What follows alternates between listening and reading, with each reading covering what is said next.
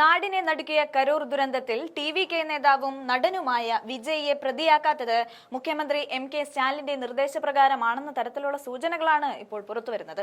വിജയ്ക്കെതിരെ കേസെടുക്കുന്നത് തെറ്റായ കീഴ്വഴക്കമാകുമെന്നും രാഷ്ട്രീയ യോഗങ്ങളിലെ അപകടത്തിൽ പാർട്ടികളുടെ ഉന്നത നേതാക്കളെ പ്രതിയാക്കുന്നത് ശരിയല്ല എന്നും ബി.ജെ.പി. ഈ അവസരം മുതലാക്കുമെന്നുമൊക്കെയാണ് സ്റ്റാലിന്റെ നിലപാട്. സാഹചര്യം മുതലെടുത്ത് ബി.ജെ.പി. സഖ്യത്തിന് ശ്രമിച്ചേക്കുമോ എന്ന തോന്നൽ തന്നെയാണ് സ്റ്റാലിന്റെ ഇത്തരമൊരു തീരുമാനങ്ങൾക്ക് പിന്നിലുള്ളതും.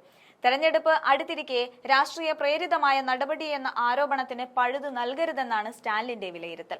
കഴിഞ്ഞ ദിനത്തിലെ വീഡിയോ സന്ദേശത്തിൽ ഉൾപ്പെടെ ഈ അപകടത്തിന് മുന്നിൽ ഗൂഢാലോചനയുണ്ടെന്നും മറ്റെവിടെയും നടന്ന സമ്മേളനത്തിൽ ഇത്തരമൊരു പ്രശ്നം ഉണ്ടായിട്ടില്ലെന്നും വിജയ് ചൂണ്ടിക്കാണിച്ചിരുന്നു. തന്നെ എന്ത് വേണമെങ്കിലും ചെയ്തോളൂ എന്നും എന്നാൽ തന്റെ നേതാക്കളെയോ പ്രവർത്തകരെയോ തുടരുതെന്നുമാണ് വിജയ് വ്യക്തമാക്കുകയുണ്ടായത്. എന്നാൽ വീഡിയോ സന്ദേശത്തിന് പിന്നാലെ വിജയ്ക്കെതിരെ ഡി.എം.കെ വക്താവ് എ. ശരവണൻ രംഗത്തെത്തുകയും ഇത് വിജയുടെ പുതിയ തിരക്കഥയാണെന്നും ഇങ്ങനെയൊരു വീഡിയോ ഇറക്കാൻ 4 ദിവസമെടുത്തെന്നും പ്രതികരിക്കുകയുമുണ്ടായി. ഡി.എം.കെയുടെ നേതാക്കളൊക്കെയും വീഡിയോ പ്രതികരിച്ചിട്ടും മുഖ്യമന്ത്രി എം.കെ. സ്റ്റാലിൻ ഇത് സംബന്ധിച്ച് ഒരക്ഷരവും ഉരിയാടിയിട്ടുമില്ല.